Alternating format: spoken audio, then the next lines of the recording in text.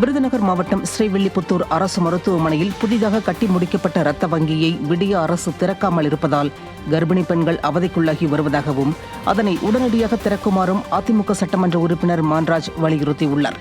ஸ்ரீவில்லிபுத்தூர் அரசு மருத்துவமனையில் கடந்த 2021-22ஆம் ஆண்டு 25 லட்சம் ரூபாய் மதிப்பீட்டில் இரத்த வங்கி கட்டி முடிக்கப்பட்ட நிலையிலும் அனுமதி கிடைக்காத காரணத்தால் இதுவரை இரத்த வங்கி செயல்படாத நிலையிலேயே உள்ளது.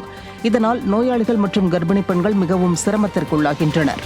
அவசர சிகிச்சைக்காக ரத்தம் கிடைக்காத போது வேறு ஊர்களில் உள்ள மருத்துவமனைக்கு செல்ல வேண்டிய கட்டாய சூழல் உள்ளதாக வேதனை தெரிவிக்கின்றனர். இதனால் புதிதாக கட்டி முடிக்கப்பட்ட இரத்த வங்கியை உடனே திறக்க வேண்டுமென ஸ்ரீவில்லிபுத்தூர் தொகுதி அதிமுக சட்டமன்ற உறுப்பினர் மான்ராஜ் விடியா திமுக அரசை வலியுறுத்தியுள்ளார். தேசிய சுகாதார திட்டத்தின் கீழ் 25 லட்ச ரூபா மதிப்பீட்டில் கடந்த 2021 பில்டிங் கட்டி முடித்து இன்னும் அது மக்கள் பயன்பாட்டுக்கு வராமல் வச்சுருக்கிறாங்க.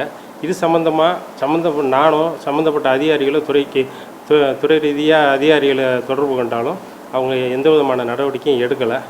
இதனால் பார்த்திங்கன்னா பக்கத்தில் இருக்கிற சிவகாசி மற்றும் ராஜபாளையத்திலேருந்து பிளட்டை வாங்கி இங்கே உள்ள நோயாளிகளுக்கு சிகிச்சை வரக்கூடிய ஒரு அவலமான சூழ்நிலை இருக்குது. கடலூர் மாவட்டம் விருத்தாச்சலம் அருகே அரசு பேருந்தில் ஆபத்தான முறையில் படிக்கட்டில் தொங்கியபடி பள்ளி மாணவர்கள் பயணம் செய்த சம்பவம் பரபரப்பை ஏற்படுத்தியுள்ளது.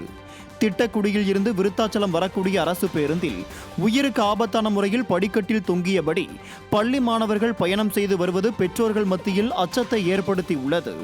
விடியா திமுக ஆட்சியில் போதிய அரசு பேருந்துகள் இல்லாததாலும் குறிப்பிட்ட நேரத்தில் பேருந்துகள் வராததாலும் கிராமப்புற பள்ளி மாணவர்கள் ஆபத்தான முறையில் படிக்கட்டில் தொங்கியபடியே பயணம் செய்யும் அவல நிலை தொடர்வதாக குற்றச்சாட்டு எழுந்துள்ளது.